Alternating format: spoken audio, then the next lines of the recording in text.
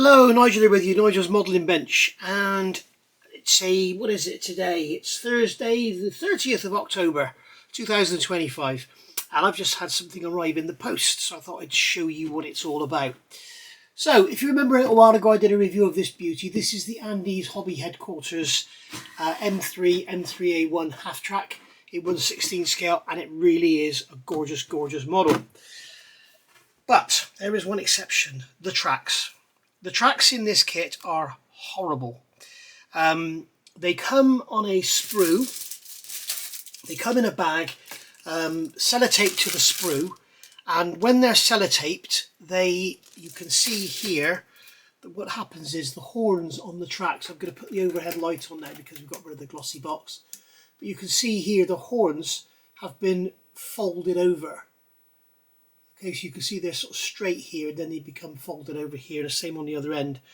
There's also, where they're moulded, where the sprue gates are, you can see here, just like we have with that Pocker Pagani, you can see here the actual vinyl material is shrunk back. It's horrible. And it's the same, where is it? Yeah, here as well, you've got the same thing. So they're not really very nice at all. They're attached together with metal pins, which is a bonus. I don't know how they go together, but I haven't put them together. But they really do let the kit down, in my opinion. And they're also going to be quite difficult to paint and make the paint stay on them and everything. But you can see here, you see where we've got molded gates. You can see there where it's shrunk back, and then you've got the same here. Got the same here. It's just, they're horrible.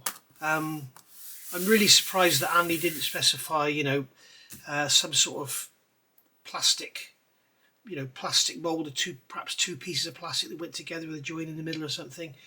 Because, it doesn't need to work. You don't need to be able to roll the model along.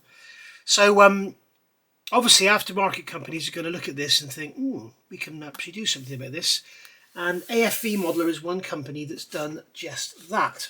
And they've come up with these tracks. Now they make two sets. There's the sagged, which has a very slight sag in it, which this one's 16298, and I think it's probably 16299 is the straight set. Now if you go onto the AFV Modeller website, you'll see them there. They're also available on eBay from AFV Modeller, and they are basically 1/16 scale tracks designed and made specifically for the Andes Hobby Headquarters kit. I doubt very much they will fit the trumpeter kit, but the trumpeter kit has even worse tracks than this. So if you have got the trumpeter, as I have, maybe even use these on the trumpeter, but the trumpeter isn't a patch on the Andes Hobby Headquarters kit. So I approached AFV Modeller and said, would you like to send me a set for review? No reply. I approached AFV Modeller and said, would you like to offer a discount, or would you be interested in, having a set review or something? Nothing. So I just went and bought them, and I bought them on eBay, because when I went to the website it said these were out of stock, and then when I went to eBay they were in stock, so I bought them from eBay. Now, two things: one, they don't reply to their emails; two, the price. Now, I had to really sit back and think about this one, because I looked on the website and I saw that they were £40 for the pair of tracks.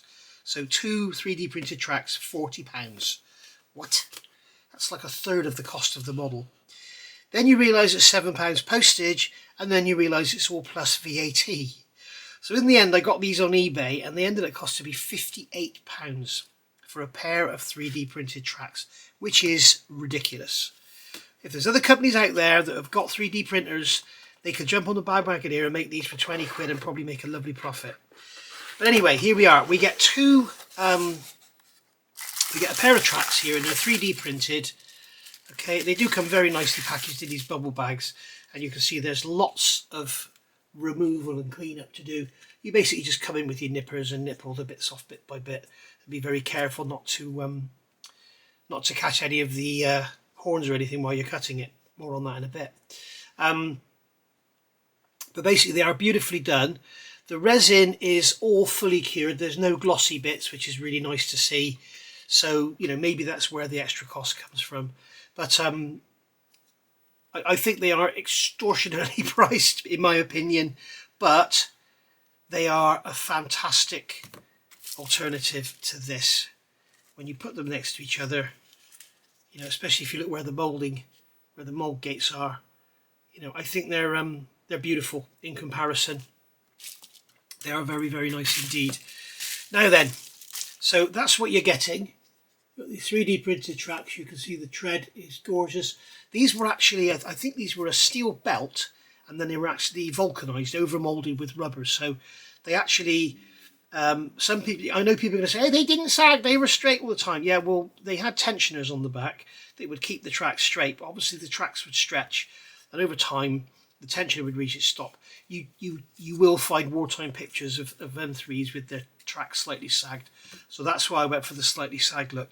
I know that the tight track is probably more accurate for a newer, more modern vehicle, but, or a less used vehicle, should I say, but I just don't like the look of them being straight.